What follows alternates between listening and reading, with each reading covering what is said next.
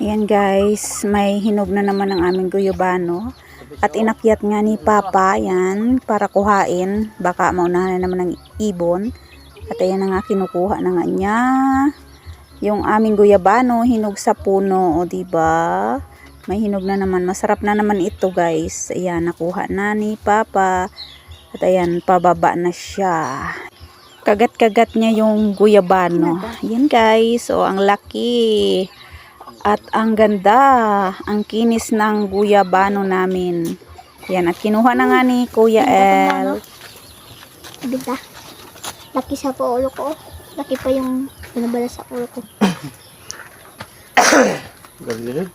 Ito nga guys, hinog na naman ang aming guyabano at kinuha na nga ni Papa El. Yan, hinog na. At ayan, with kape. Merienda, guyabano with kape. May langgam na ang kape. Nalagyan sa guyabano. Yan si BBL. At yan, kakainin namin itong guyabano. Dahil hindi naman, pwede naman itong ibenta. Kaso ay, lagpas na ang market day. Sa Monday na naman. At ayan, pag hindi kinain, naku, hinog na ito sa Monday. Yan guys, so ayan, kainin natin itong ating guyabano. At inumin na ang kape. Inumin daw ang kape. Yan guys, kape daw si BBL. Kape, Milo at guyabano. Yan, guyabano daw. Yan o, yan na. Ano na namin, slice. Ayan, ang ganda. Ang ano ng pagkahinog, taman-taman lang, hinog sa puno.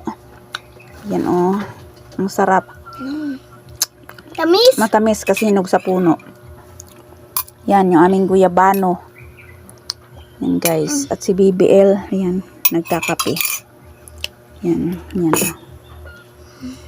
Hatiin mo ito ma. Hatiin pa yan?